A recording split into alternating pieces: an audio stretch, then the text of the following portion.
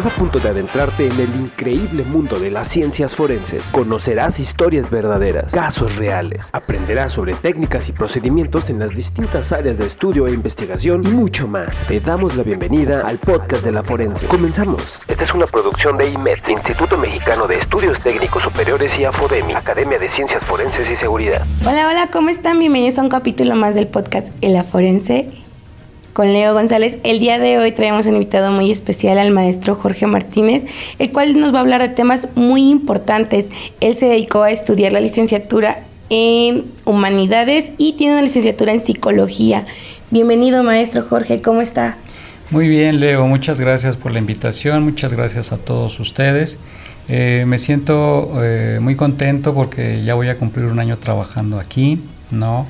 Esta parte que me ha permitido como desarrollarme en un campo que me gusta, que es el estudio del ser humano, ¿no? Por eso tengo esta licenciatura en Humanidades y tengo la licenciatura en Psicología y tengo estudios de Teología también. O sea, siempre el ser humano ha sido el objeto de estudio y de investigación en toda mi vida profesional. No, muchísimas gracias a usted por estar aquí, por haber aceptado nuestra invitación y sobre todo, pues muchas felicidades de que ya está próximo a cumplir un año aquí con nosotros en esta gran familia que es AFODEMI. Muchas gracias por compartir su conocimiento con todos los alumnos que están dentro de los diplomados y bueno, obviamente si sigue aquí usted con nosotros es porque lo han estado recomendando. Y bueno, a esto, ¿por qué eligió usted Humanidades? En aquel entonces, me voy a remontar un poquito, en aquel entonces yo trabajaba en la Suprema Corte de Justicia de la Nación y el continuo trato con las personas, el continuo trato con seres humanos me parecía maravilloso. Y una compañera que trabajaba conmigo me habló de la Universidad del Claustro de Sor Juana y de esta licenciatura.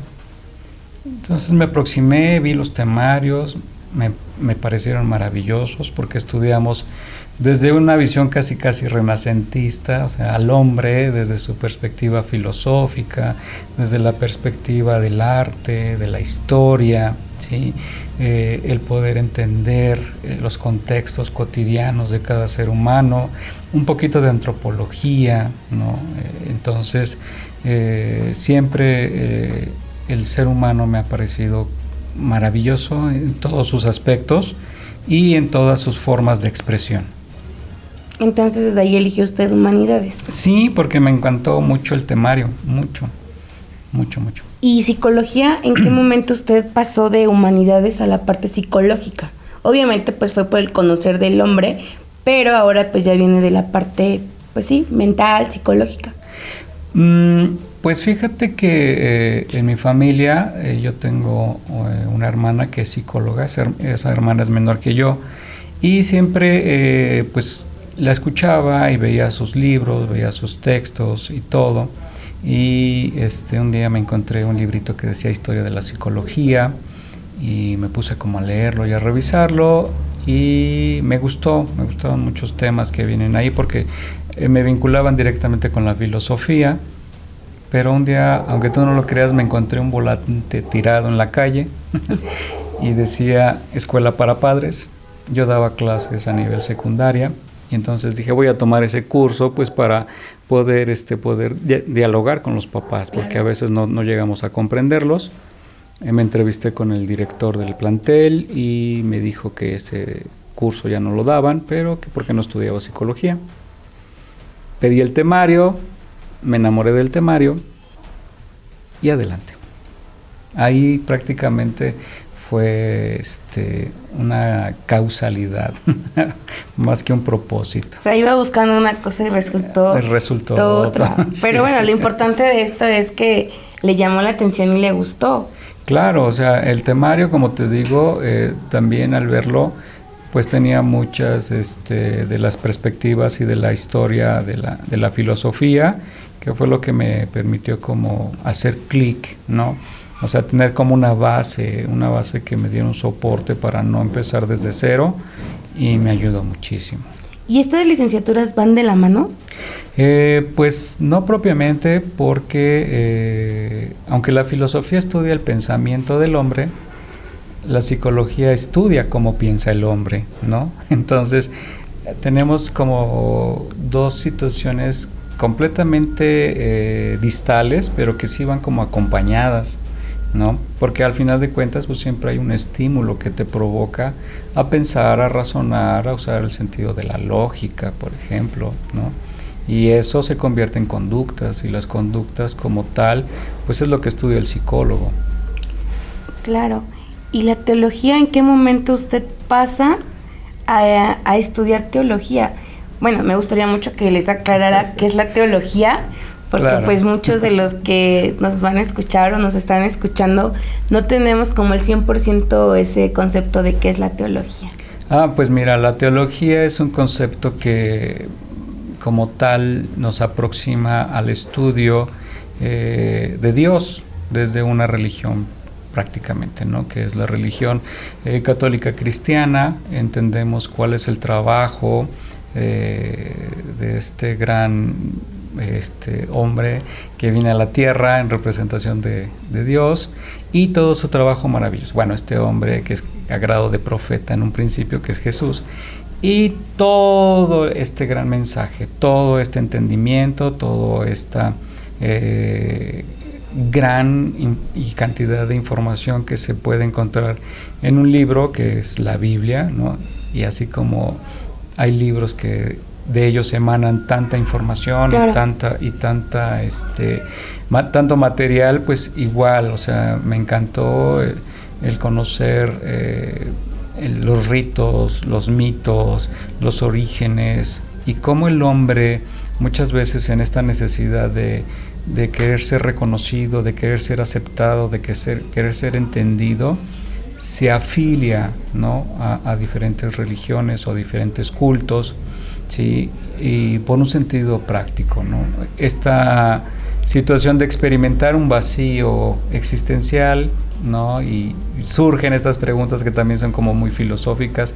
¿Para qué nací? ¿Por qué estoy aquí? Claro. ¿Por qué me va tan mal en la vida? ¿Por qué Dios me castiga? Y cositas así, ¿no? No, pero aparte debe haber una relación entre la teología y la psicología, ¿no?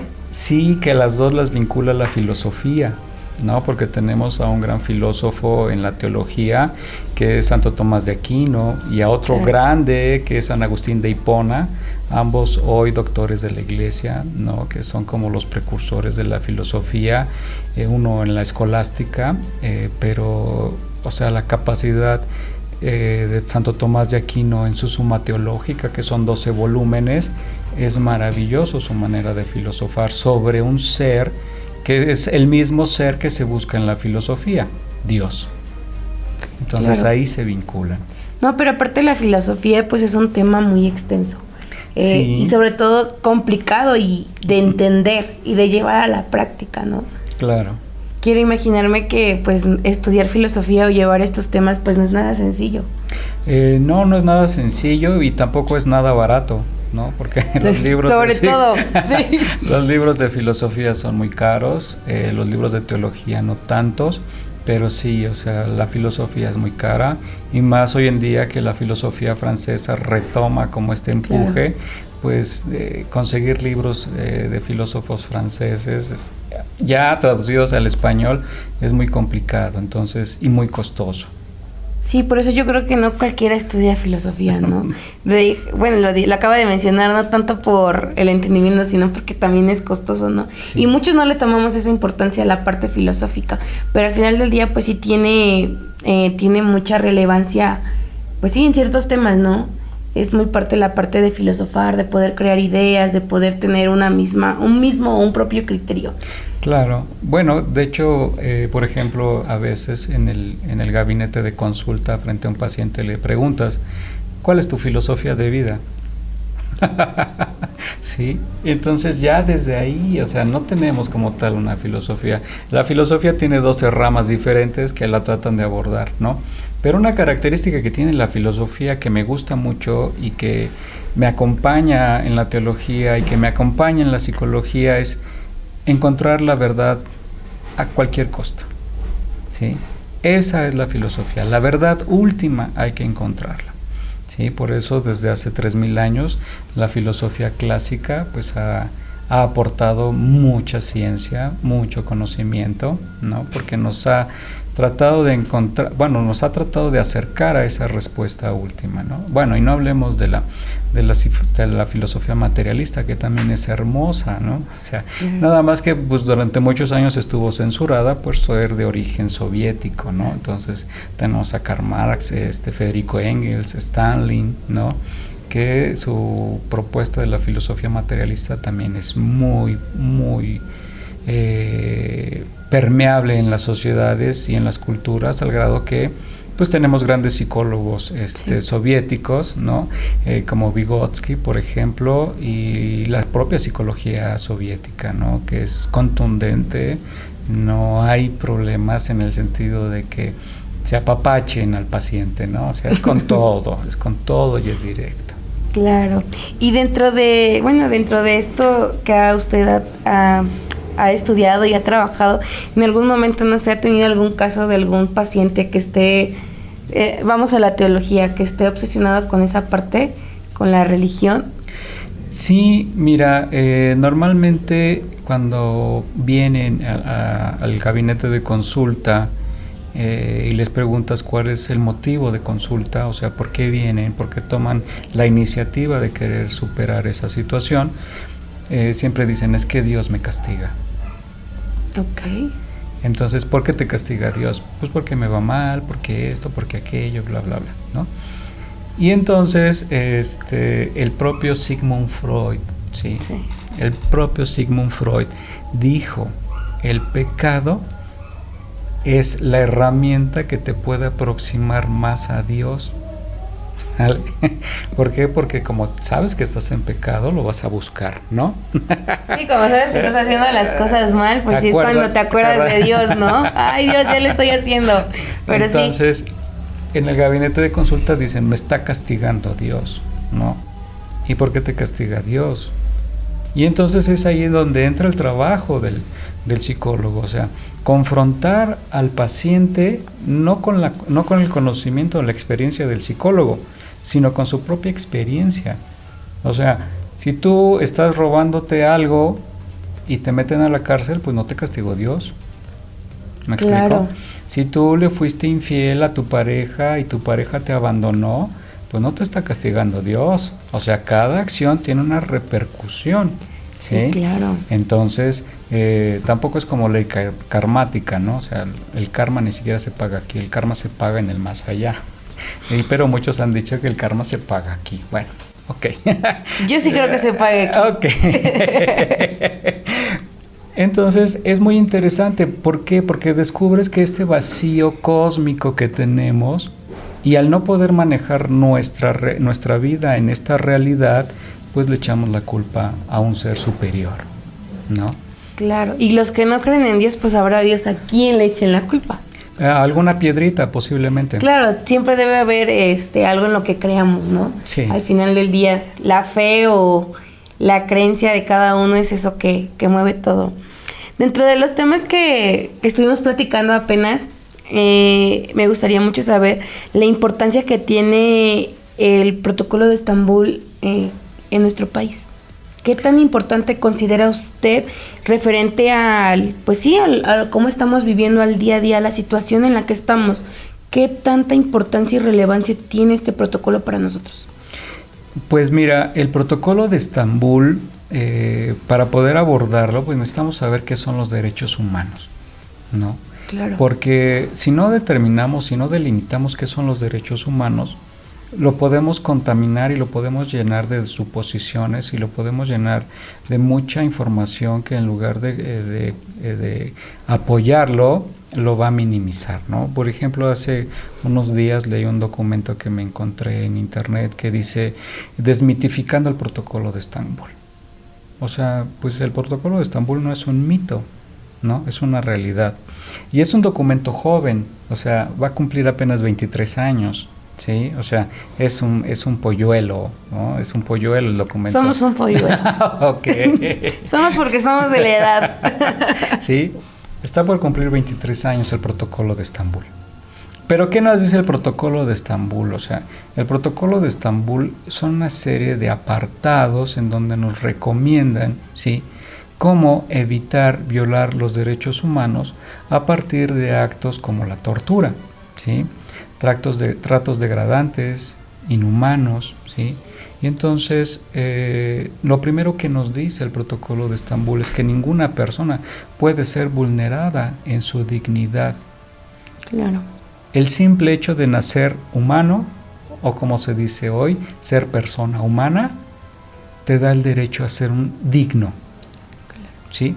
¿Y qué pasa cuando te encuentras ante situaciones de tortura, ¿no?, en donde muchos abogados piensan que es un recurso para poder liberar a una persona, ¿no?, y lo emplean de manera fraudulenta?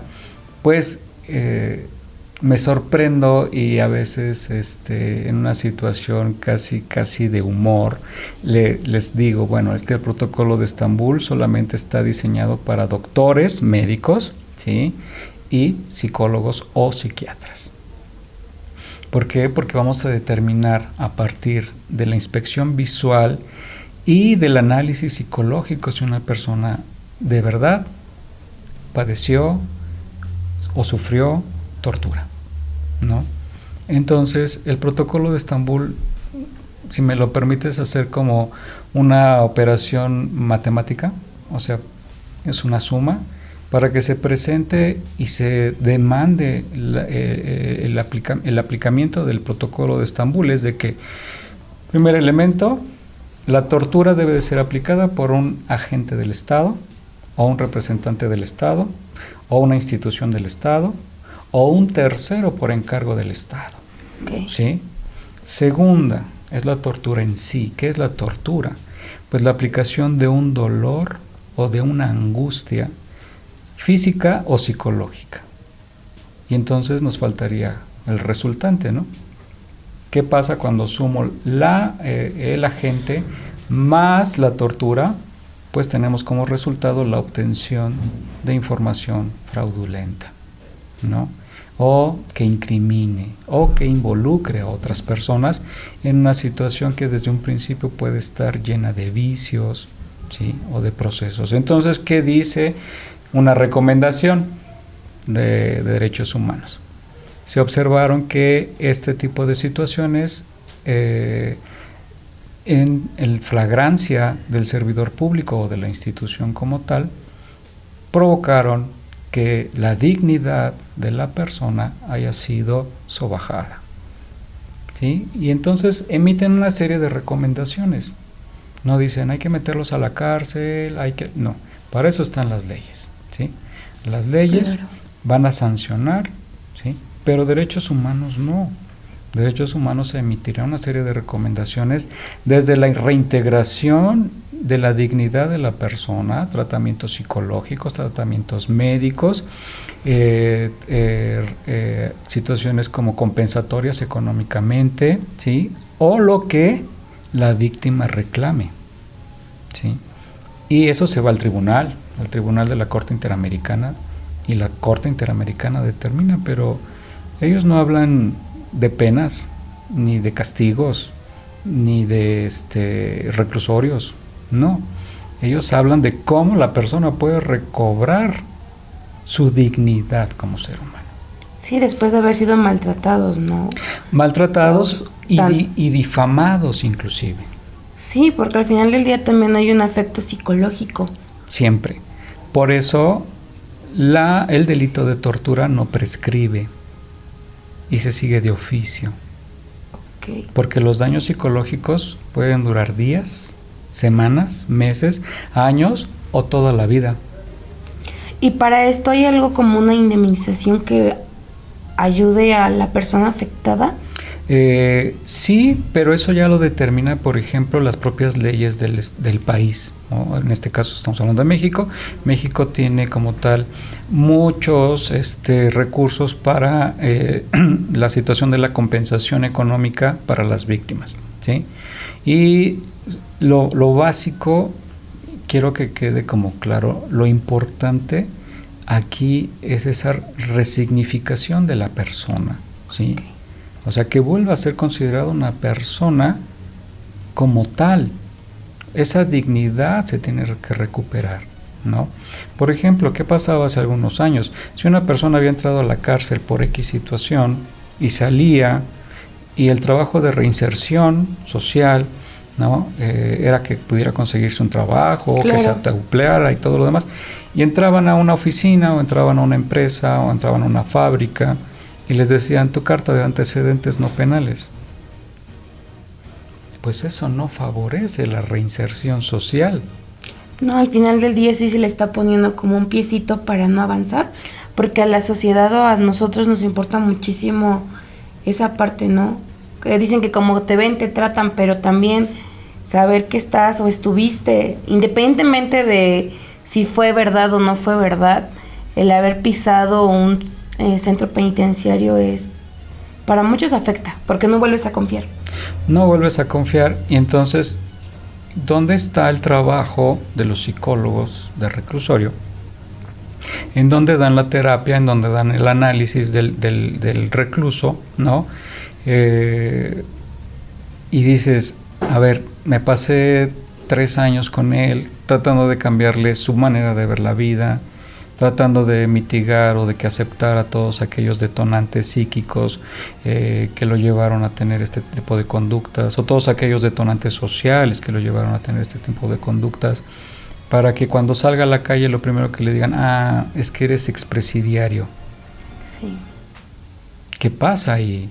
Entonces, realmente el proceso de reinserción sirve, es práctico, pues el Estado es el que tiene que generar las leyes, los acuerdos, los convenios que puedan facilitar, ¿sí? Claro. Que la persona en ese proceso de reinserción social quede otra vez digna a ser merecedora de todas las oportunidades que el ser humano merece. Claro. Y dentro de esto, ¿qué tanto hay de relación con las buenas prácticas? Esa es una muy buena pregunta. Las buenas prácticas, que es un manualito que nace muchos años atrás, prácticamente después de la Segunda Guerra Mundial empiezan a salir muchos protocolos. Claro. El propio protocolo de Estambul tiene sus orígenes hasta allá, ¿no? Hay que recordar que después de la Segunda Guerra Mundial vienen los juicios de Nuremberg, vienen los juicios de La Haya, o sea, vienen una serie de situaciones que alcanzan a transformarnos. Se empieza a contemplar al ser humano como un ser humano, no como un peón de guerra, no sí, como víctimas de guerra, ¿no? Y este protocolo, bueno, más bien este manual de buenas prácticas cambia de nombre, ¿no? Cambia de nombre recientemente, en el año de 1995, si no me equivoco. Cambia el nombre por el de un gran personaje y se llama Reglas Nelson Mandela, ¿sí? Las reglas Nelson Mandela tienen la intención de promover las buenas prácticas dentro de los centros penitenciarios. Y entonces, ¿qué son las reglas Nelson Mandela? Bueno, pues estas reglas Nelson Mandela van a hablar en sus diferentes apartados o párrafos, ¿sí?, de cómo administrar de manera justa y correcta, ¿sí?, la prisión. O sea, ¿qué es lo que debe de tener? Y la otra es preservar y conservar los derechos humanos y la dignidad del hombre en un sentido maravilloso, que es que siga experimentando el sentirse libre, aunque esté recluido, ¿sí?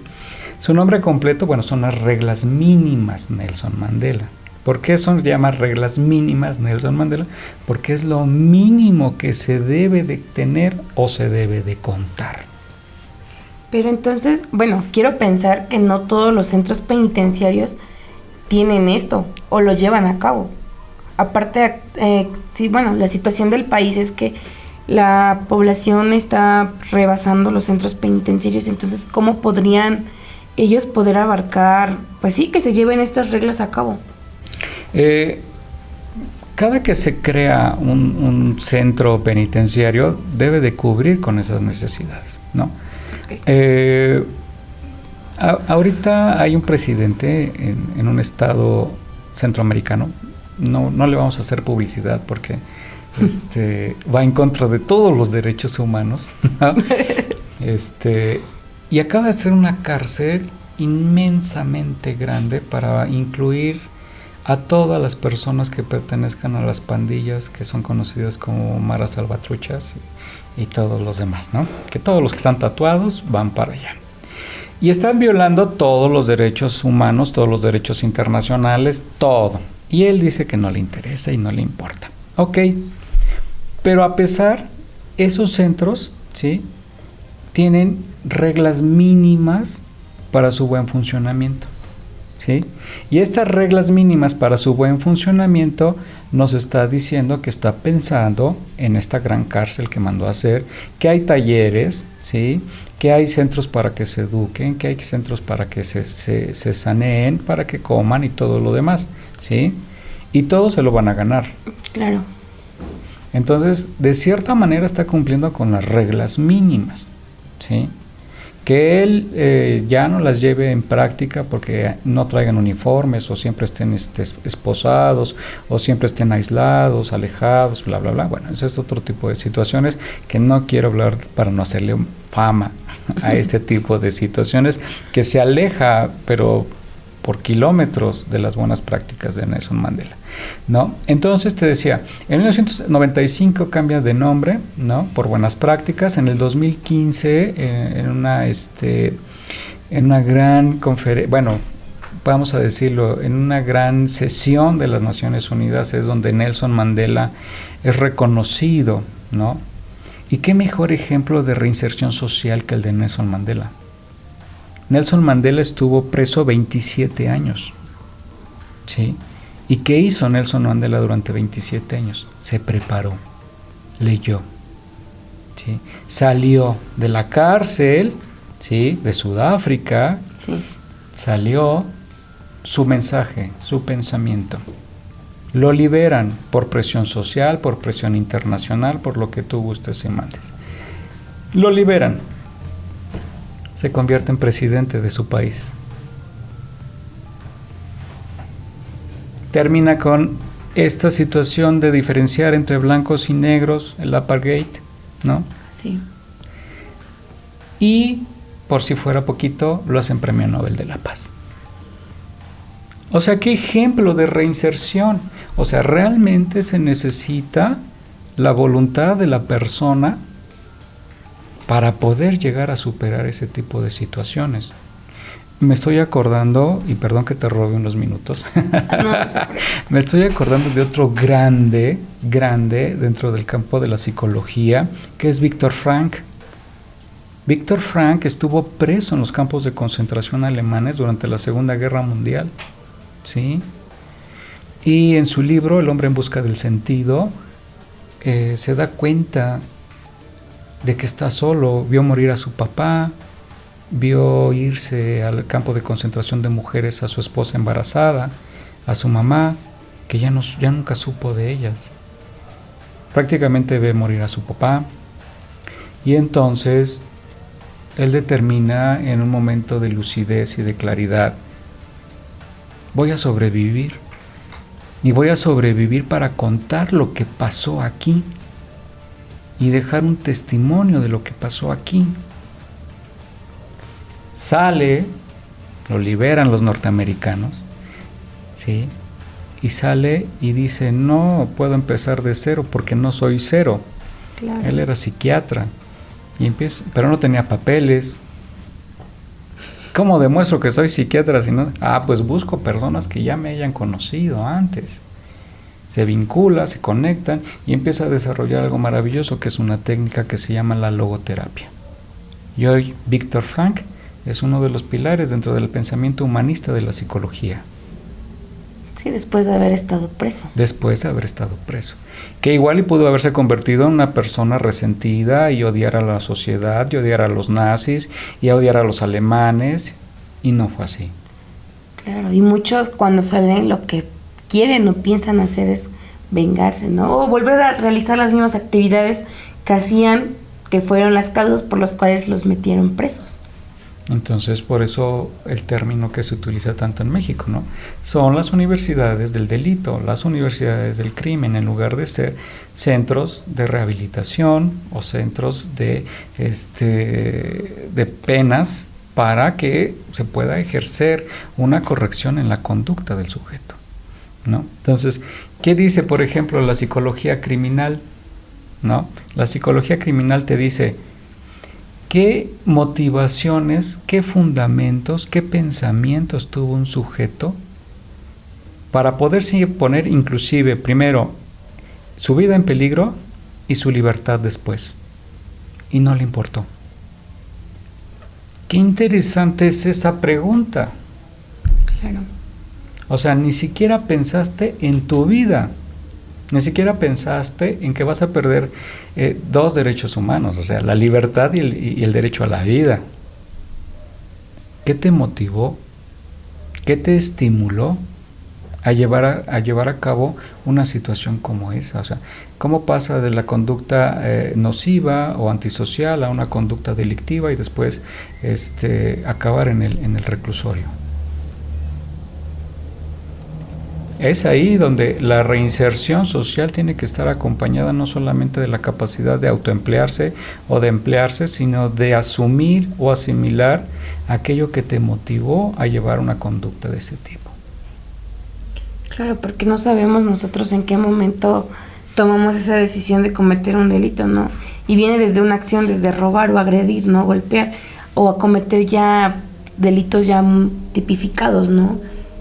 Entonces, por ejemplo, el homicidio, que te lleva a pensar o atentar sobre la vida de otra persona. O sea, ¿por qué esa es la solución?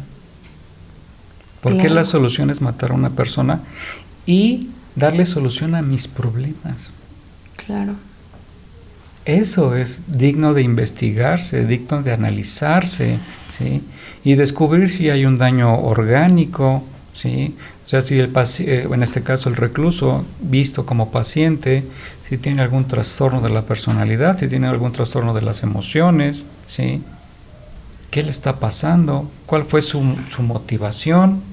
¿No? Como dicen los criminalistas, pero en la psicología nos apoyamos en Freud y le decimos cuál es la pulsión que lo lleva a hacer eso, ¿no? Sí, claro. Entonces, la dinámica psíquica del sujeto, ¿no? ¿Cómo trabaja tu inconsciente? ¿No? Yo soy más psicólogo humanista, pero Freud es Freud. Claro. ¿No? O sea, no y los puedo... crímenes somos más prácticos. Sí, de verdad. Nosotros somos muy, muy prácticos. Pues sí, puedes decir, es que es de Iztapalapa. Sí fue. Ya lo trae en el ADN. Ya sabemos que ellos matan con puñal o asaltan así. Sí, bueno, nosotros somos más así, más técnicos. O es de Catepec, ¿no? No, pero aunque no crea esa parte de identificarlos de dónde son, ya la sociedad ha marcado muchísimo las zonas. Bueno, tú como crimi lo sabes, hay una teoría que se llama la teoría del etiquetamiento. Claro. Sí. Y entonces no podemos etiquetar, ¿no? Porque cuando yo era joven, bueno, y los que son de mi edad sabrán que en ese entonces, o sea, Tepito era Tepito, ¿no? Pero era un barrio que era conocido como el barrio Bravo, ¿sí? Pero de Tepito salieron muchos grandes boxeadores, muchos grandes deportistas, ¿no? Claro. Digo, ahí tenemos ahora al gobernador de Cuernavaca, ¿no? O sea, el propio Cuauhtémoc Blanco, o sea, salió de ahí. O sea, no siempre las características ambientales, sociales, marcan tu destino. No, claro. Apenas hablábamos en un capítulo anterior, hablábamos precisamente de esto, del qué tanto afecta el contexto, iba a decir sexual, social de una persona, ¿no? En el que vive, pero también es elección el si tú quieres seguir en ese núcleo o bien quieres ser diferente a ellos, ¿no? Decir, yo me quiero quedar aquí o yo quiero ser diferente, ¿no? Bueno, es que no te equivocas porque si hablamos del elemento sexual, pues estás hablando de Freud. Bueno, sí, es cierto, la teoría de Freud. No, así lo que estoy diciendo. La teoría psicosexual de Freud, o sea, sí. no fue un acto fallido tuyo, sí, ¿no? Con razón Sigmund Freud no lo quería. Sí. No, pero ¿Qué pasa, por ejemplo? Los psicólogos definimos que la conducta del sujeto puede ser influenciada o promovida o instigada, ¿sí? O generar esa pulsión por dos factores. Factores sociales o factores biológicos, ¿no? ¿Y qué nos dicen los criminalistas? No, son factores endógenos o factores exógenos. Así es. ¿Y no es lo mismo? Perdón, pero no es lo mismo. ¿Por qué no homologarlo? ¿Por qué no dar de hecho, por ejemplo, uno de los derechos humanos nos dice que a la persona se le tiene que hablar con primero, en la lengua materna, ¿sí? En segundo, con palabras entendibles y alejado, pero alejado diametralmente de terminologías que no entienda. Así es. Eso es un derecho. Sí, y de hecho te lo piden incluso en la narración de los dictámenes, ¿no? Que el dictamen pueda ser entendible tanto para el juez como la parte contraria, como para ti, como para el imputado, etcétera. O sea, tienes que ocupar un idioma, un lenguaje apropiado que sea entendible para todos. Para todos. Yo doy seminario de tesis, ¿no? Y cuando vas a dar seminario de tesis a tus alumnos, lo primero que le dices, tienes que escribir algo que todo mundo pueda entender, ¿sí? Si tú quieres escribir un libro o una tesis con terminología científica, tu campo se reduce muchísimo. Claro. ¿Sí? Pero si tú escribes para todo el mundo, quitando terminologías, quitándole palabras que ya ni siquiera están en el diccionario de la Real Academia de la Lengua Española, bueno, que ya no es de la Real Academia de la Lengua, ahora es diccionario de la lengua española, ¿sí? O sea, escribe claro, escribe desde lo que tú comprendes, o sea, sintetiza, parafrasea, no sé. Entonces, ¿por qué? Porque todos merecemos ser tratados no como unas personas ignorantes, sino como unas personas que tenemos una calidad de vida, un nivel de conciencia, un nivel de cultura y un nivel de conocimiento. Entonces, tú háblame a mí en esos términos y yo te voy a entender. Si no, de en balde mis 4 años de licenciatura. Sí, pero sí te lo imponen. Es como cuando viene un provinciano o un turista a la Ciudad de México y dices algo y te voltean a ver, ¿me está albureando? ¿Me está albureando? ¿No? Entonces, claro. ¿Por qué? Pues porque no le estamos hablando en su idioma, no le estamos hablando en su terminología o en sus propias palabras para pronto, ¿no? Entonces, cuando nosotros transmitimos conocimiento, prácticamente tiene que ser en ese lenguaje. Sí. Entendible, claro y preciso. Si no, no podemos nosotros difundir el mensaje o entender lo que nos están diciendo. Claro, pero aquí lo que vemos es la importancia de los derechos humanos, ¿no? Sí. Que al final del día sí se violan, de alguna u otra forma sí se hacen a un lado.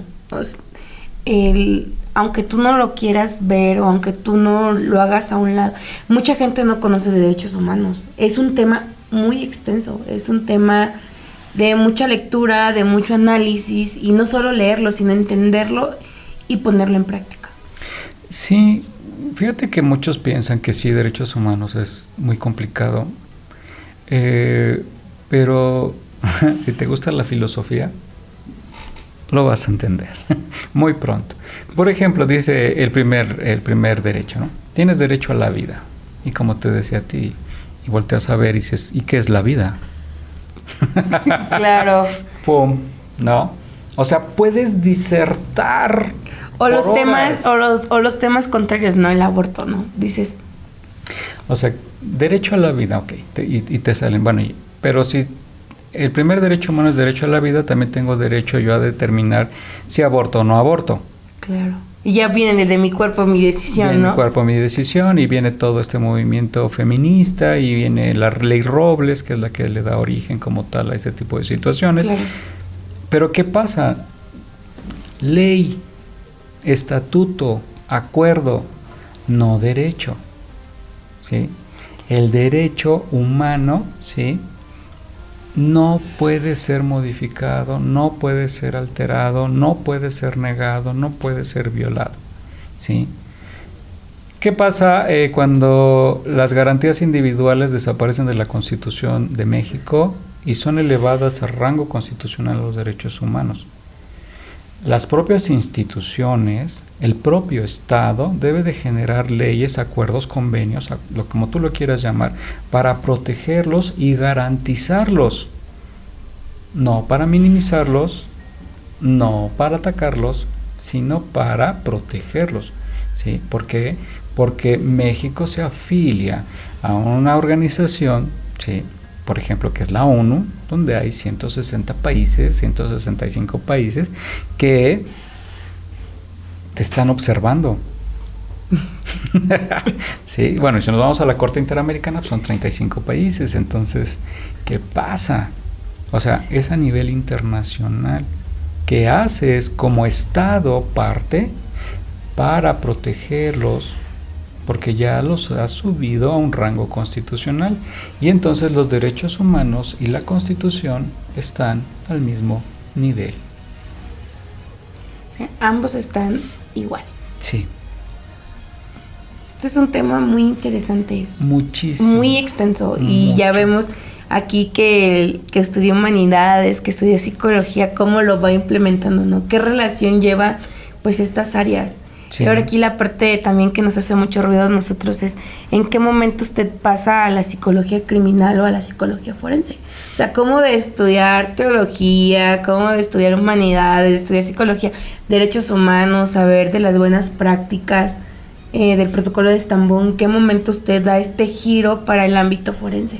Bueno, al ámbito forense este giro se da precisamente cuando conozco los documentos, que es el protocolo de Estambul, que es otro protocolo, que es el protocolo de Minnesota, que es para el caso de personas desaparecidas o muertas, ¿no? Bueno, desapariciones forzosas, sí. Vamos a ser claros, ¿no? Y como tal, el de reglas, bueno, reglas mínimas Nelson Mandela y otro protocolo que se llama el protocolo Bangkok, ¿sí? Yo los conozco.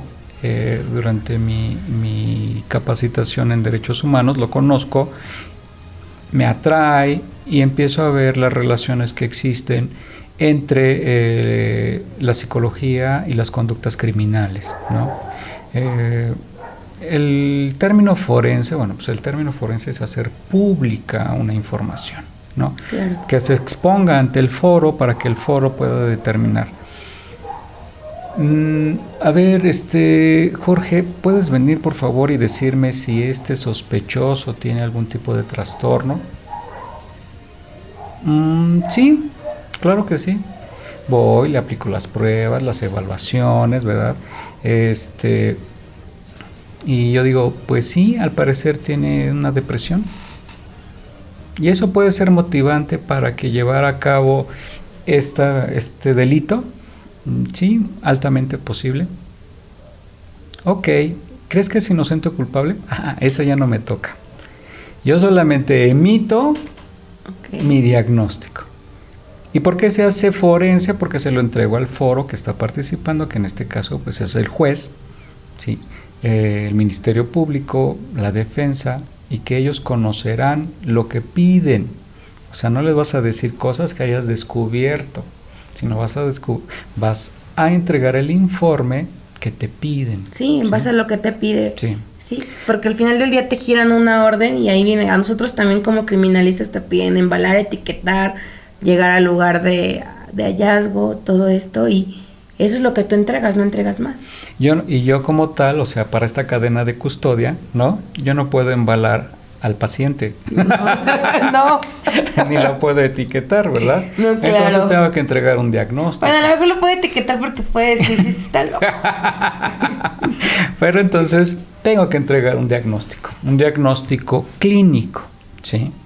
Que en ocasiones se vuelve colegiado porque si descubres que hay algún tipo de trastorno, necesitarás ver y conocer todas las situaciones psicosociales en donde se desarrolla, si hay algún tipo de expediente clínico de él y a veces las sorpresas de que inclusive ya fue paciente psiquiátrico.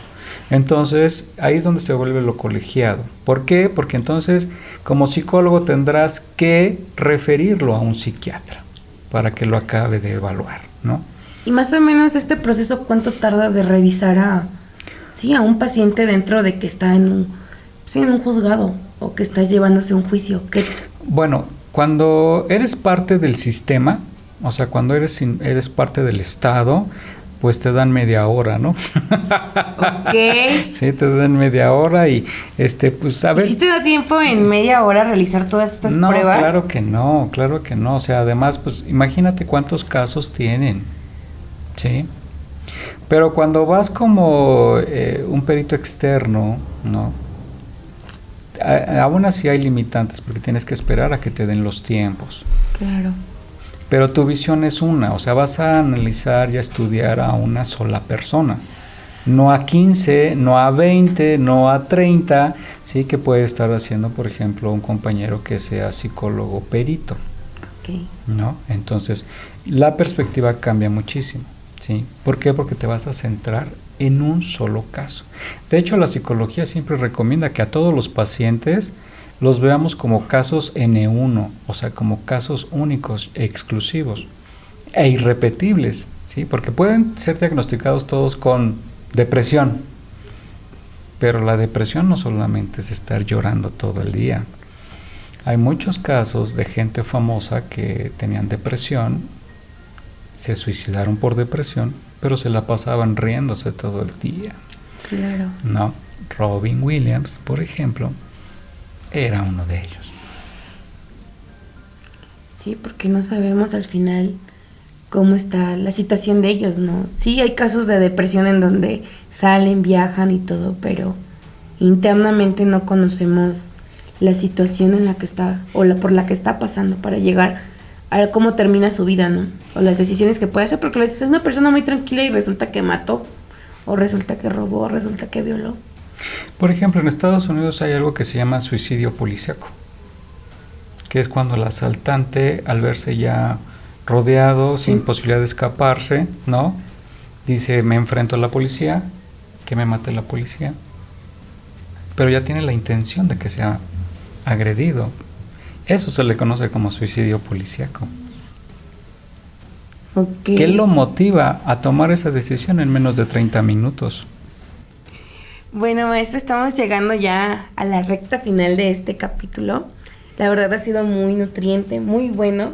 Ha sido y es un honor tenerlo aquí con nosotros y que nos pueda compartir toda su experiencia y sobre todo pues esta emoción de podernos compartir lo que ha publicado, lo que está por publicarse y lo que viene en Proyecto Enhorabuena. Muchas gracias. Me gusta siempre finalizar todos mis capítulos con una frase que los haya o que lo haya marcado usted durante esta trayectoria, que diga, esta frase es para mí o es de mí, no sé, la puedo poner en mi estado de WhatsApp, la puedo publicar en Facebook, me ha enseñado, me ha motivado, porque siempre tenemos ahí una frasecilla que nos gusta mucho.